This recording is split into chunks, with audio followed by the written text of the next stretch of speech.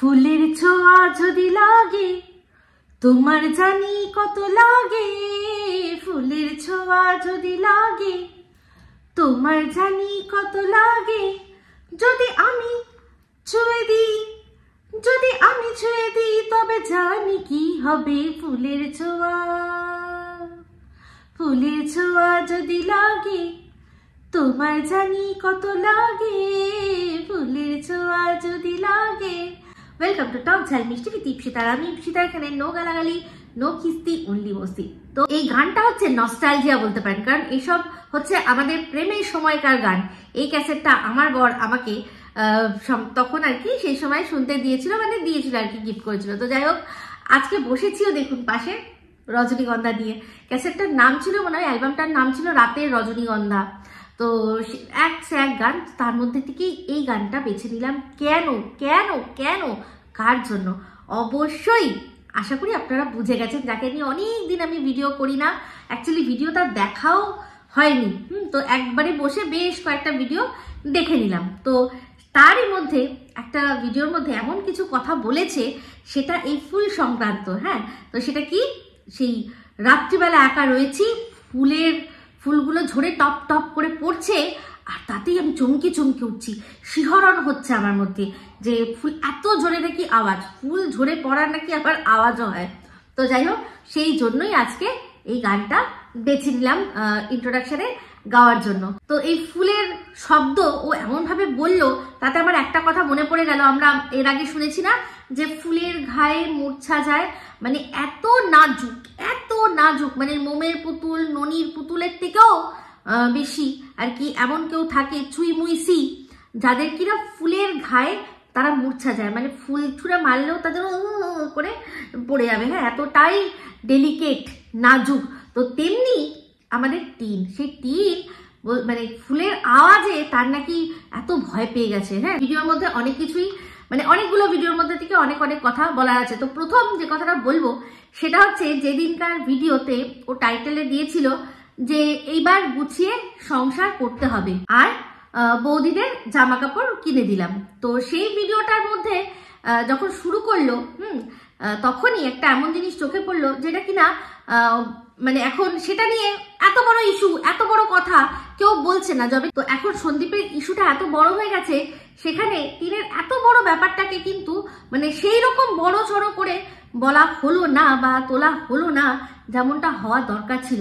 সেই ভিডিও শুরুতেই দেখছিলাম বলছে যে এখন সকালবেলা বেরিয়েছি কি না ব্রেকফাস্টের সন্ধানে, ব্রেকফাস্ট করা হয়নি, হাতে টাকা নিয়ে সাথে বৌদিকে নিয়ে যাচ্ছি পাড়ার দোকানে কিনতে, কি না ওই ইনস্ট্যান্ট নুডল যা আছে, আমি ব্র্যান্ডটার নাম বলছি না কারণ ওই ব্র্যান্ডটা ওরা কেনে না, ওরা আবার অন্যান্য ব্র্যান্ডও কেনে। তো ইনস্ট্যান্ট নুডল বললেই যথেষ্ট, 2 মিনিটে হয়ে যাবে ওরকম খাবার আমি খুঁজতে যাচ্ছি। কখন না ব্লগ এখন শুরু করছি, বাজে এখন 1টা। আর এই মায়ের কাছেই সবাই বলছে কি না বাচ্চাকে তুলে দাও, বাচ্চাকে তুলে দাও। যে মা কিনা সকালবেলা উঠে নিজের খাবারটা পর্যন্ত তার খাওয়ার ঠিক নেই। দেখুন, ও সকালবেলা খাবার মানে দুপুরবেলা উঠে খাবার খুঁজতে বেরিয়েছে, তার মধ্যে আরো একটা ব্যাপার আছে। তার মানে কি, তার মা তার জন্য সকালের খাবার রেখে দেয়নি, বাড়িতে নিশ্চয়ই সবার জন্য ব্রেকফাস্টের আয়োজন হয়েছে, তাহলে ওর খাবারটা নেই কেন? তাই না? ও তো উঠবে, কোনো না কোনো সময় একবার তো উঠবে, উঠে তো খাবে, তো ওর খাবারটা তো মজুদ থাকার দরকার। তো মাও তার প্রয়োজন নেই মেয়ে কি খাবে না খাবে দেখার জন্য। তো যেই বাড়িতে, যেখানে আর কি যাদের সাহচর্য আর কি পাঠানো কথা হচ্ছে বাচ্চাকে, সেই বাড়িতে কিন্তু তার নিজের মায়ের যে মা মানে দিদিমা, সে তার নিজের সন্তানের জন্যই খাবার রাখার প্রয়োজন বোধ করে না। সে জানে ইনকাম করছে মেয়ে, সকালবেলা উঠবে, নিজের খাবারের ব্যবস্থা নিজেই করে নেবে বলে সে তার মেয়ের জন্য কোনো খাবার রাখেনি। তো সে তার নাতির জন্য কি করবে? আর এই মা যে কিনা 1টা অবধি ঘুমিয়ে ঘুম থেকে উঠছে, ঝাড় হাত পায়ে রয়েছে, সে তার কাছে বাচ্চা যদি আসে তাহলে সে কি করবে? কারণ আমরা সবাই জানি সকাল 8টার মধ্যে সোনা বাবা খেয়ে দিয়ে স্কুলে চলে যায়। ওদের ওখানে যেরকম টাইমিং হবে, বাচ্চাদের সব যেখানেই পাঠিয়ে দাও না কেন, স্কুলের টাইমিং মোটামুটি একই থাকে। তো সেক্ষেত্রে এখানেও যেখানে ভর্তি করবে, হ্যাঁ, সে কমসে কম 8টার জায়গায় হয়তো 8:30 কি 9টার মধ্যে স্কুলে তো পাঠাতে হবে। তো যার মান 1টা অবধি ঘুমাচ্ছে। তো এখানে আমরা জানি সোনা বাবার কি ঠাম্মি সকালবেলা উঠে তাকে দুধ বিস্কুট যা হোক কিছু খাইয়ে পাঠিয়ে দেয় স্কুলে। কিছু হালকা টিফিন দিয়ে দেয়, সেটারও ব্যবস্থা করে দেয়। আবার বাড়ি ফিরে সে 1টার মধ্যে তার লাঞ্চ হয়ে যায়, আর 1টার সময় মা খুঁজতে বেরোচ্ছে যে কোথায় পাওয়া যায় ইনস্ট্যান্ট নুডল। তো 1টাতে পেলো না, আর একটু দূরে অন্য একটা দোকানে গেল, গিয়ে তারপর নিজে নিয়ে আসলো। তো বুঝতে পারছেন? তো যাই হোক, এই কথাটা ওই ভিডিওটার মধ্যে মানে আরো অনেক কথা, আমি যদি এক ভিডিওর পুরো পুঙ্খানুপুঙ্খ করতে বসি আমি করতে পারবো, কিন্তু আমার দরকার নেই। এই মেন পয়েন্ট যেটা বলার ছিল সেটাই আমি বললাম, যে এই জিনিসগুলো যারা আর কি বলছেন, যারা দর্শকরাও বলছেন যে বাচ্চা মায়ের কাছে চলে যাক, ওদের টিমে যারা রয়েছে, টিনের টিমে যারা রয়েছে, তারা তো প্রথম থেকেই বলেছে, কারণ তারা মনে করে টিন যেটা করেছে সেটা ঠিক করেছে। কিন্তু সন্দীপেরও অনেক ভালোবাসার মানুষরা রয়েছে, দর্শকদের কথা বলছি আমি, ক্রিয়েটারদের কথা বলছি না, তারা কিন্তু বলেছে যে এইরকম যদি হয় তাহলে তো মা কি খারাপ আছে। তো এইরকম যদি হয় সেটা দিয়ে কিসের কথা না, এই ঝিমি সাহার মতো যদি হয় তাহলে মা কি খারাপ আছে, অবশ্যই ভালো কথা। কিন্তু একটা ব্যাপার কি, যে ঝিমি সাহার কথা যে আপনারা তুলছেন, মানে ঝিমি সাহা কি সন্দীপের শত্রু না মিত্র, কোনটা? যদি সত্যিই সন্দীপের সাথে সম্পর্ক থাকে, সে কেন সন্দীপকে এরকম ভাবে জানে, মানে সব দিক দিয়ে শেষ করতে চাইছে, তার ভিউজ, তার ক্যারেক্টার, তার ইমেজ, তার টাকা পয়সা সমস্ত কি কেন বলুন তো সে আর কি পুরো ধ্বংস করে দিতে চাইবে? সে তো আরো চাইবে যে সন্দীপের কি করে ইনকাম বেশি হয়। যেমন কিনা দেখেছেন টিনের পক্ষে যে রয়েছে, যে কিনা টিনের সাথে রয়েছে, টিন যার হাতটা ধরেছিল, সে কিন্তু বিভিন্ন জায়গা থেকে কিনে আসে না প্রমোশনাল অ্যাডগুলো, তাদের সাথে কন্ট্যাক্ট করে, তাদের সাথে যোগাযোগ করে সেই জিনিসপত্রগুলো নিজের বাড়িতে নিয়ে এসে সে কিন্তু কি করে টিনের কাছে পাঠায় যে তুমি এবার ব্র্যান্ড প্রমোশনগুলো করো, তার জন্য কি হবে না ইনকাম দিতে হয়। তো তার কিন্তু টিনের ইনকাম কিভাবে বাড়বে সেদিকে চিন্তা আছে। সেই জন্য আজকে দেখুন, যবে থেকে ভিউজ কমে গেছে তবে থেকে সে ছায়া হিসাবেও ওর আশেপাশেও থাকছে না, কারণ এবার বুঝতে পারছে যে এই ছায়া তখন যখন ভিডিও শুরু মানে কন্ট্রোভার্সি শুরু হয়েছিল, যে যতটা মঙ্গলময় ছিল, যাই হোক বদনামি হোক আর যাই হোক, ইনকাম কিন্তু প্রচুর হয়েছে, এটা তো আমরা অস্বীকার করতে পারবো না। যে ছায়াটা তখন শুভ ছিল, মঙ্গলময় ছিল টিনের জন্য, পয়সার ক্ষেত্রে বলছি, জীবনের ক্ষেত্রে নয়, সেই ছায়াই কিন্তু এখন বিষ হয়ে দাঁড়িয়েছে। টিনের কিন্তু ভিউজ কমে গেছে। সেই সময় থেকে সে কি করেছে, সম্পূর্ণ সে টিনের কথাতে হোক বা টিনের টিমের যে কিনা লিডার, যে কিনা রিং মাস্টার, যে রিং মাস্টার কিনা প্রত্যেক কটাকে বেশ এরকম করে ছড়ি ঘুরিয়ে ঘুরিয়ে চাবুক দিয়ে দিয়ে চালাচ্ছে, পরিচালনা করছে। ওদের টিমে বলে না, সন্দীপের টিমে যারা রয়েছে তারা হচ্ছে কি সারমেয়, তারা নাকি সারমেয়, কিন্তু এরাই আসল সারমেয়র কাজ দেখিয়ে দিল। রিং মাস্টার ছড়ি ঘুরিয়ে ঘুরিয়ে প্রত্যেক কটাকে যখন যেরকম দরকার কাজ করিয়ে আজকে যাই করুক না কেন, সন্দীপের পাশ থেকে প্রচুর দর্শকদেরকে তো সরিয়েছে, আর ক্রিয়েটারদেরকেও কিন্তু সরিয়েছে। তো সেই জন্য বলছে, মানে আগে যে মন থেকে যে জিনিসটা আসতো, কিছু মানুষের মধ্যে সেই মনের অভাবটা হয়তো আছে।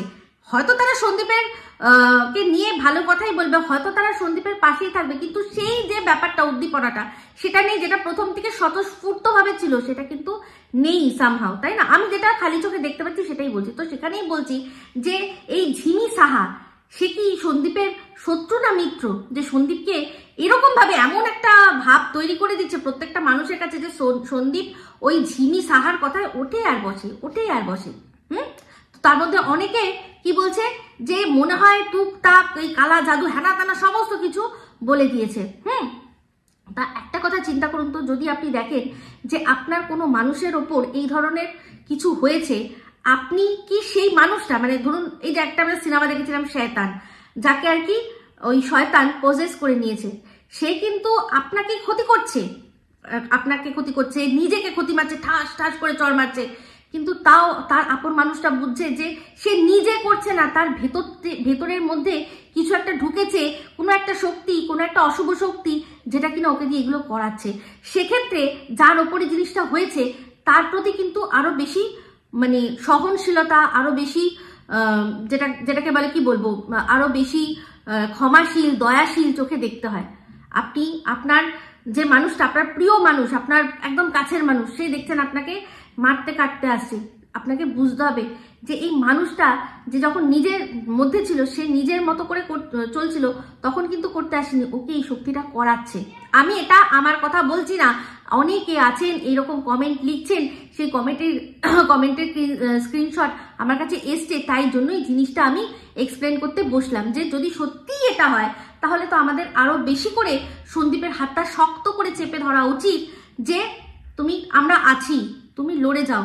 তোমাকে হয়তো কোনো বিপথে কোনো রকম ভাবে কোনো শক্তি বিপথে চালনা করছে, কিন্তু তুমি সেই চালিত হয়েও না। তো এই দাড়ি নিয়ে তো প্রচুর কথা। এবার আমি বলেছি আমি যেহেতু নিরপেক্ষ, তো সব রকমের উত্তরই কিন্তু আমি দেবো। তো সেখানে সন্দীপ বারবারই একটাই কথা বলছে যে বন্ধুরা রেখেছে। তো এই বন্ধুগুলো মনে হয় সন্দীপের নতুন বন্ধু। এই বন্ধু যারা আর কি সবার দাড়ি রয়েছে তারা কিন্তু নতুন বন্ধু। অমিতের কিন্তু দাড়ি নেই। হ্যাঁ, তো অমিত অবশ্য ওদের আত্মীয়, ওকে অত বন্ধু হিসেবে দেখে কিনা জানি না, ওর একটা আলাদাই গ্যাং রয়েছে। তো এগুলো নতুন বন্ধু হয়েছে, তাই না, যারা কিনা দাড়ি রাখছে। তুমি তো এত বছর দাড়ি রাখতে না। তোমার যদি মানে এরা যদি পুরনো বন্ধু, এদের সবার দাড়ি প্রথম থেকে রয়েছে, তাহলে তো তোমারও প্রথম থেকেই রাখা উচিত ছিল। প্রথম থেকেই তোমার দাড়িটা রাখা উচিত ছিল যে আমার বন্ধুরা রেখেছে আমিও রাখছি। কিন্তু হঠাৎ করে এই জিনিসটা কেন চোখে লাগছে বলছি শোনো। হঠাৎ করে যখন কথাটা আসলো মার্কেটে, কোনোভাবে সামহাউ আসলো যে এর তো দাড়ি গোপ নেই, সেই জন্য এর বউ ছেড়ে একে চলে গেছে, তখনই হঠাৎ করে তোমার বন্ধুদের দলে নাম লিখিয়ে দাড়ি রাখার যে প্রবণতাটা এসেছে, সেটাতেই মানুষ পয়েন্ট আউট করছে। এবার বাদবাকি আমি তো আগেও বলেছি আমার কোনো যায় আসে না তোমার দাড়ি থাক না থাক। আমি তোমার মুখের দিকে যখনই কথা দেখি তখন তোমার চোখটা দেখি তুমি কি বলতে চাইছো সেটা বোঝার চেষ্টা করি। আর বাদবাকি দাড়ি থাকলে থাকবে, না থাকলে না থাকবে, এই নিয়ে আর কোনো কথা নেই। কিন্তু যে কথাগুলো আমি তো এখানে দর্শকদের জন্য ভিডিও করছি, তাই তো আমি নিজের কথা, নিজের যে বক্তব্যটা নিজের মতো করে দর্শকদের বোঝানোর চেষ্টা করছি, যারা কিছু ভুল বুঝছে তাদের যাতে আমি আমার যে চিন্তাধারা, আমার যে থিঙ্কিং সেটা দিয়ে তাদেরকে বোঝানোর চেষ্টা করতে পারি। এটুকুই। তো যাই হোক, সেটাই বললাম যে এটা তোমার হঠাৎ করে নতুন বন্ধুদের জন্য, তুমি যে পুরনো যাদের সাথে এতদিনের সম্পর্ক, যারা কিনা তুমি নিজেই বলেছো যে দর্শকরা আমার ভগবান, তো সেই ভগবানের ওপরে বন্ধু তো হতে পারে না। তো আর তোমার বন্ধুরাও নিশ্চয়ই তোমার এটা দেয়নি, মানে কি বলে ওটাকে, মাথার দিব্যি দেয়নি যে আমাদের দলে যদি তোকে থাকতে হয় তোকে দাড়ি রাখতেই হবে, এরকম তো কোনো ব্যাপার না। বন্ধুরা কখনো শর্ত দিয়ে চলে না।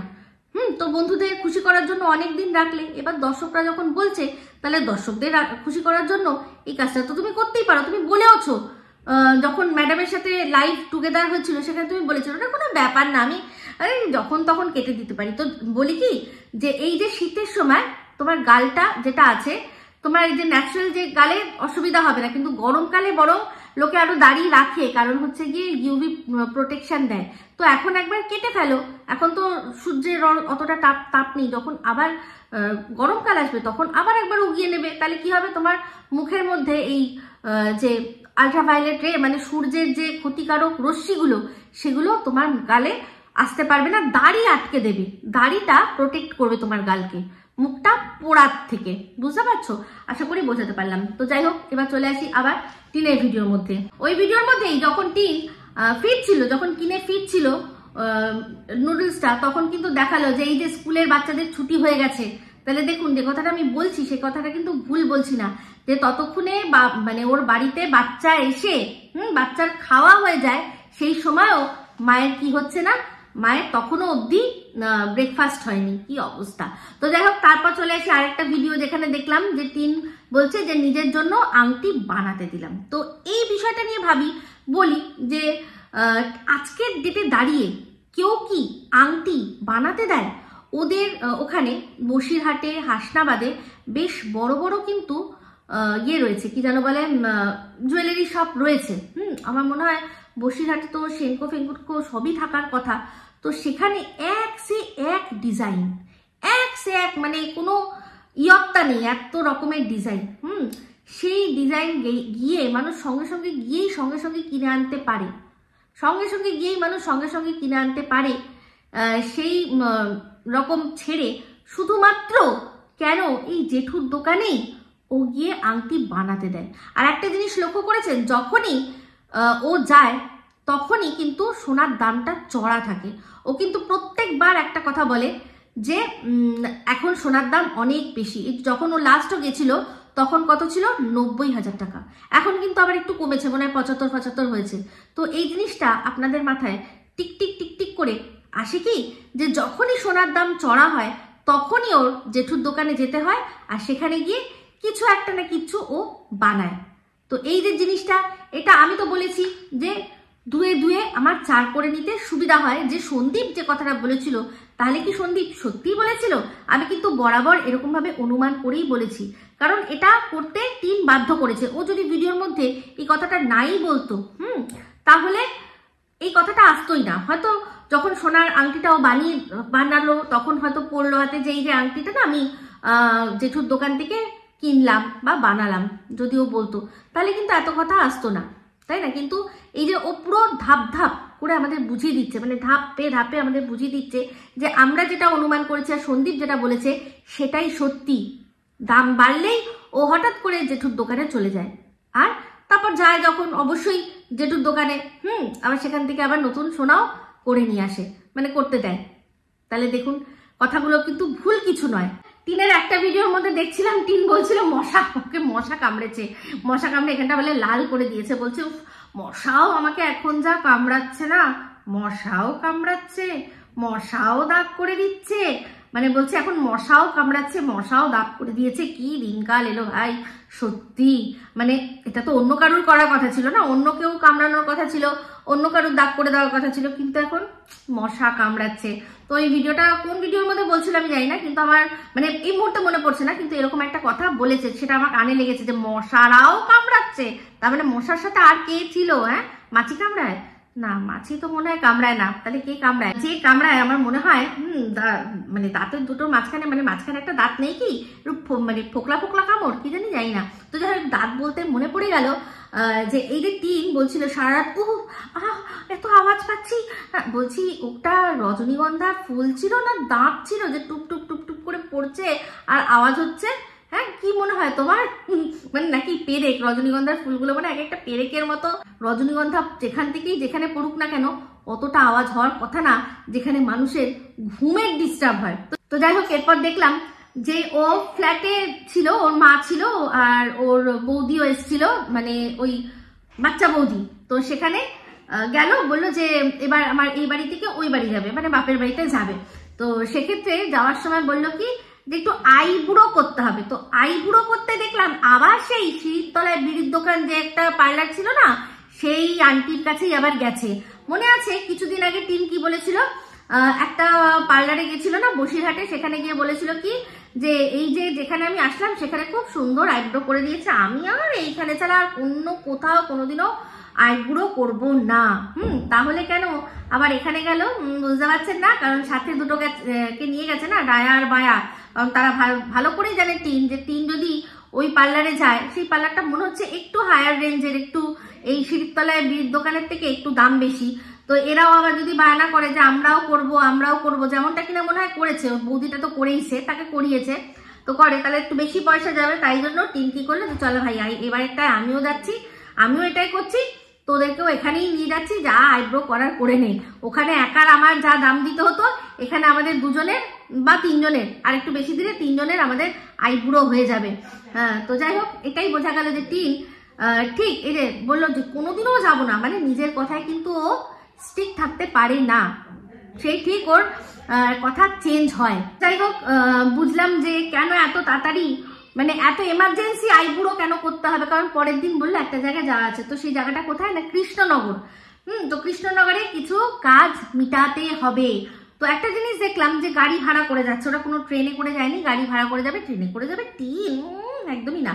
তো গাড়ি ভাড়া করে যাচ্ছে, তো অবশ্যই টিনের সাথে এমন কেউ ছিল যে কিনা ক্যামেরায় আসবে না, মানে তখন আপাতত আসবে না, কিছু কাজ হবে তারপর হয়তো আসবে। তো যাই হোক, সেখানে কিছু কাজ করে তারপর কোথায় গেল না, মায়াপুর। তো মায়াপুরে যখন গেছিল, যখন টিন কথা বলছিল, তখন টিনের পেছনে এই একজনকে দেখলাম, তাকে আমার একটু চেনা চেনা লাগলো। আপনারা একটুখানি দেখবেন তো চেনা চেনা লাগছে কিনা। তো যাই হোক, সাথে একজন মহিলা ছিল, একটি মেয়ে ছিল। সেই মেয়েটি কিন্তু অবশ্যই মানে এই যাকে আমাদের চেনা চেনার মতো লাগছে, যার মতো লাগছে, তার ওয়াইফ তো একেবারেই নয়। তো আমার মনে হচ্ছে যে এই আশাটা মানে শ্রীকৃষ্ণ দর্শন নয়, মনে হচ্ছে এই যে সাথে যে রয়েছে তারই দর্শনে মনে হয়, তার সাথেই হয়তো দেখা করতে আসা হয়েছিল। কারণ হচ্ছে গিয়ে এই যে টিনরা যখন গাড়িতে আসছিল, তখন কিন্তু পিছনটা ভালো করে দেখিয়েছে, পিছনের টিন আর টিনের মা ছাড়া কেউ ছিল না। আর সামনের ভিডিওগুলো মানে যখন দেখাচ্ছিল তখন বোঝা যাচ্ছিল যে সামনে ড্রাইভারের সিটের পাশেও কেউ রয়েছে, কারণ ড্রাইভিং সিটের পাশ থেকে সুন্দর করে রাস্তাটা আমাদের দেখানো হয়েছে একদম ফ্রন্ট সিট থেকে। তো অবশ্যই যে আছে সে ইউটিউব ফ্রেন্ডলি, সে ইউটিউব ফ্রেন্ডলি, ক্যামেরা ধরতে পারে, তো সে সুন্দর করে স্টেডি হাতে, যেমন স্টেডি হাতে পুরো বিষয়টা আর কি হ্যান্ডেল করেছে, সেরকম ভাবেই কেউ একজন সেরকম হাতটা স্টেডি করে দেখিয়েছিল আমাদের। তো যাই হোক, তবে টিনের বৌদিরা কিন্তু টিনের ভান্ডা ফুটিয়ে দেয়। সেদিন বলছিল যে কবে খেয়েছিলাম আমরা, টিন বলছিল মনে নেই, ওই দিন খেয়েছিলাম। বললো না, ও আচ্ছা খেয়েছিলাম না, আচ্ছা ভুলে গেছি। তো বুঝতে পারছি টিনের যে বাচ্চা বৌদি, সে কিন্তু টিনের কাছ থেকে ট্রেনিং নেওয়া শুরু করে দিয়েছে, একদম শুরু করে দিয়েছে, একদম টিনের মতো করেই আর কি। টিনটা ও আচ্ছা ধরে নেয়, চট করে ধরে নেয়। তো যাই হোক, সে বেশ অনেকদিনই রয়েছে। আমি তো ভাবলাম যে কৃষ্ণনগর যাচ্ছে, তাহলে সেও হয়তো তল্পা গুটিয়ে যাবে, কারণ সে তো ওখানেই থাকে। দেখলাম না, তার মানে আরো অনেকদিন থাকবে টিনের কাছে। হয়তো ও ট্রেনিং নিচ্ছে যে আর ফেস ভ্যালুটা তৈরি করছে, এবার বাড়ি গিয়ে সে নিজের মতো করে নিজে একটা ব্লগ চ্যানেল খুলবে, এটা অনুমান করে বলছে। ওরা মানে এখনো বলেনি সেরকম, আমার কানে আসেনি, তো হলেও হতে পারে। এটা একটা কারণ হতে পারে। নাহলে একজন সে সংসার ছাড়া এতদিন রয়েছে, যদিও ওর এখনো বাচ্চা কাচ্চা হয়নি, আসতেই পারে পিসি শাশুড়ির বাড়িতে দুদিন কেন 1-2 মাস মানুষ থেকে যায়, যদি সম্পর্ক সেরকম হয়। তো এখানে তো বেশ মজা আনন্দ, টিন আছে, টিনের সাথে ঘোরা আছে, বেড়ানো আছে, ভালো খাওয়া দাওয়া আছে, গল্প টল্প রয়েছে। মাঝখানে একটুখানি ও আচ্ছা ভুলে গেছিলাম না, একটু স্বপ্ন এসছিল, এইটুকু করে নিলে আর কি যায় আসে, তাই না? তো যাই হোক, ওই কৃষ্ণনগরে থেকে ফেরার পর টিন আবার কোথায় চলে গেল না, ফ্ল্যাটে। এবার একা সংসারে সে সুন্দর করে শান্তির সাথে শান্তির মা এতদিন চলে গেছিল, শান্তির মাকে সাথে নিয়ে সে এখন নিজের ফ্ল্যাটে থাকতে পারবে, একা থাকবে। তো সেই একা শান্তির সংসারে শান্তির খাবার কি বলুন তো? ডাল আর বেগুন ভাজা। শুধু ডাল আর বেগুন ভাজা হচ্ছে শান্তির খাবার। এই শান্তির খাবারটাই যখন সন্দীপের সংসারে গিয়ে খেয়েছিল টিন, তখন কিন্তু সেটা ছিল অত্যাচার। কিন্তু স্বৈরাচারী জীবন যাপন করার জন্য মানুষ মানে এটাই করতে পারে যে আমার কিচ্ছু দরকার নেই, আমাকে একা নিজের মতো নিজের ইচ্ছায় চলতে দাও, তাহলে আমি এই ডাল ভাত সেটাকেই আমি বলবো যে আমি শান্তিতে খাচ্ছি, আমি শান্তিতে খাবার খাচ্ছি। কিন্তু সবার সাথে চলতে গেলে, এই খাবারটাই খেতে গেলে আমার শান্তি উধাও হয়ে যায়, শান্তির মা তখন চলে যায়, ভেঙে যায়। ঠিক আছে? তো এই হচ্ছে আসল কথা, বুঝতে পারেন? তো এই যে যারা বলেন না যে ওকে খাবার কত অত্যাচার করা হয়েছে, খাবারের কত আর কি, ওকে আহারে মেয়েটাকে কিছু খেতে দেওয়া হতো না, সেই মেয়েটা কিন্তু নিজেই এখন বলে যে শুধু টক দই দিয়ে ভাত খেলে তার শান্তি, শুধু ডাল দিয়ে বেগুন ভাজা দিয়ে খেলেই তার শান্তি। বুঝতে পারছেন আসল শান্তিটা কোথায়? বুঝুন, এর ভেতরেই কিন্তু আসল শান্তি লুকিয়ে রয়েছে, সেটা হচ্ছে স্বৈরাচারিতার। আর এই যে নিজের আমি একাই, আমি সব, আমি যেটা বলবো সেটাই শেষ কথা, এই যে স্বৈরাচারী জীবনযাপন করার যে স্বাধীনতাটা, সেটাই হচ্ছে সবচেয়ে বড় কথা।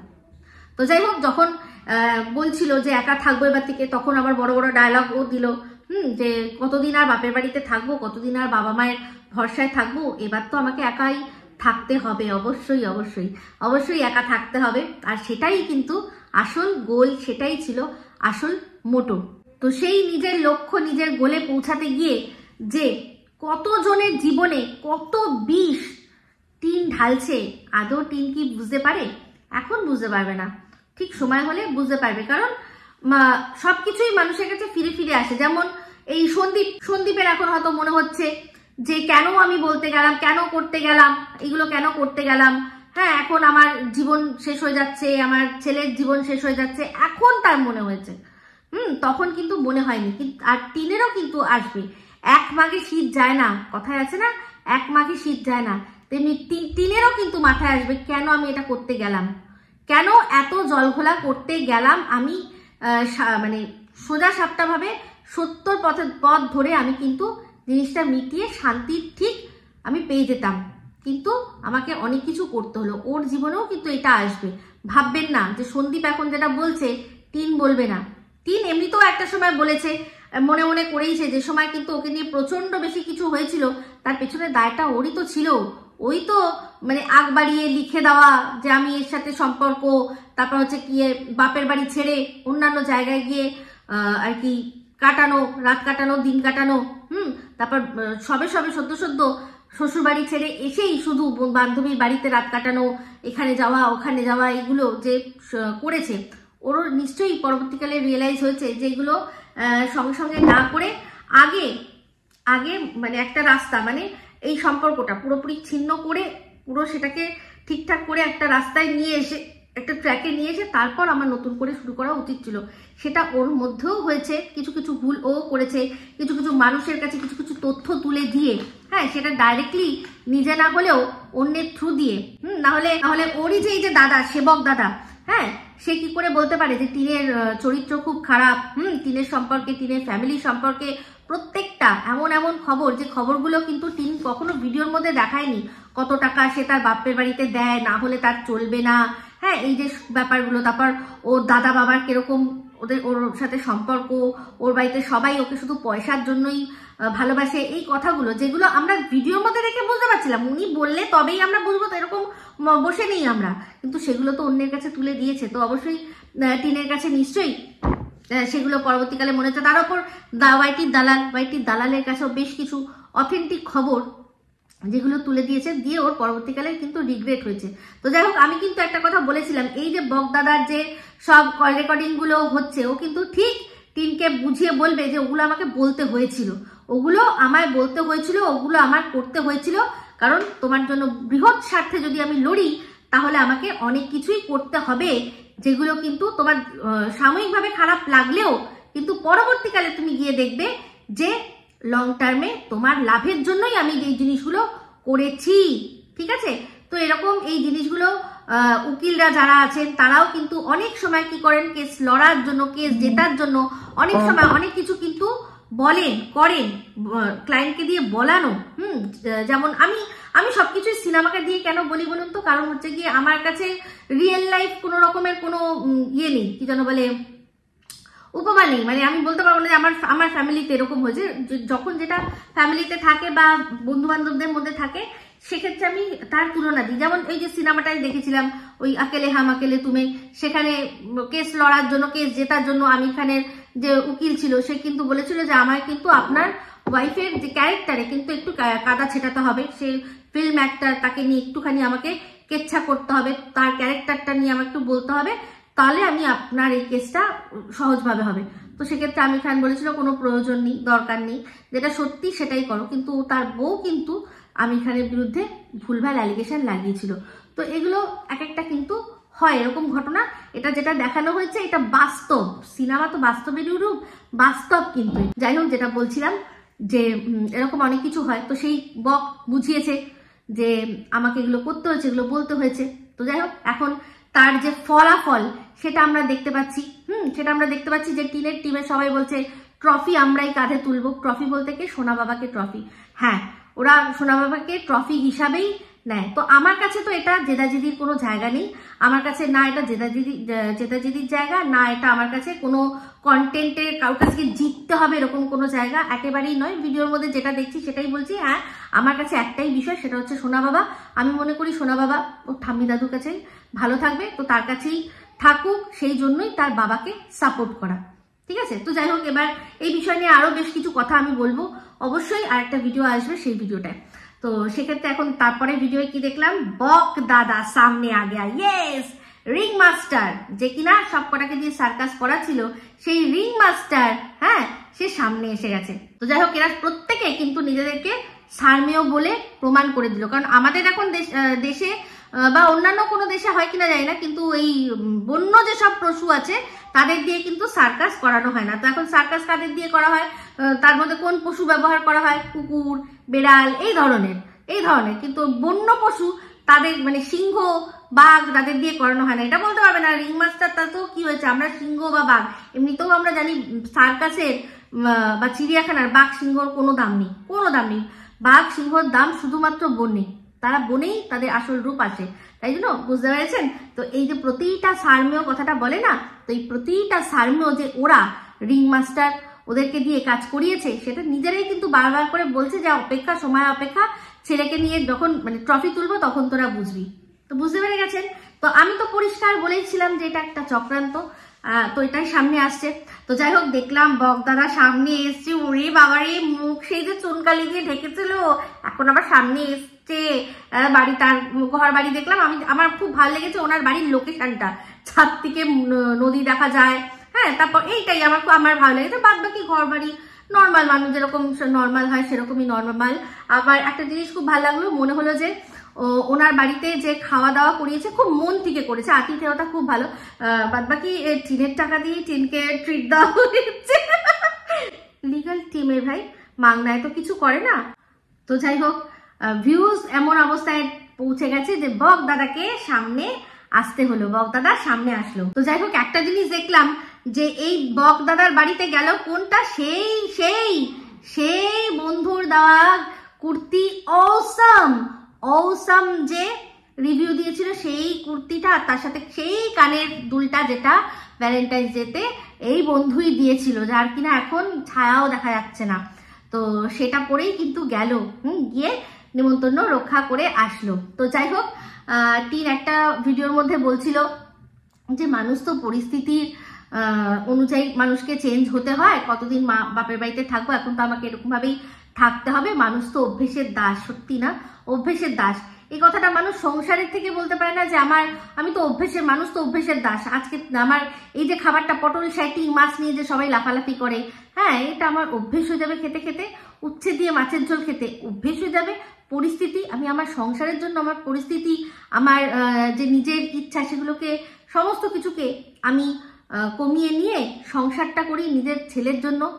চিন্তা করেনি এই কথাটা যে বাদবাকি সমস্ত কিছু তো আমার অভ্যেস হয়ে যাবে, 5 বছর ধরে রয়েছি, বাকি জীবনটাও আমি কাটিয়ে দেবো। তখন মনে হয়নি না, ওই যে বললাম না যে স্বৈরাচারী জীবন, স্বাধীনতা, এগুলো পাওয়ার জন্য পরিস্থিতি, অভ্যাস সমস্তকে মানুষ কিন্তু ঘুরিয়ে নিয়ে পেঁচিয়ে নিয়ে চলতে পারে। আশা করি বোঝাতে পারলাম, ঠিক আছে? এটাই হচ্ছে সবচেয়ে বড় কথা। তো যাই হোক, যার যেটা মনে হবে যে এটাই তার লাইফ, এরকমভাবেই স্বৈরাচারী জীবন দিয়েই আমি কাটিয়ে দেবো, ভালো কথা, দেখা যাক কি হয়। তো এই ভিডিওটাতে আমি এখন আপাতত এইটুকুই বললাম। এই ভিডিওটা ভালো লাগলে লাইক, শেয়ার, কমেন্ট করতে ভুলবেন না। যারা চ্যানেলটা সাবস্ক্রাইব করেননি তারা সাবস্ক্রাইব করে নেবেন। সবাই ভালো থাকবেন, সুস্থ থাকবেন। আবার আছে খুব শীঘ্র একটা নতুন ভিডিও নিয়ে। আমি Ipsita, signing off. Love you all.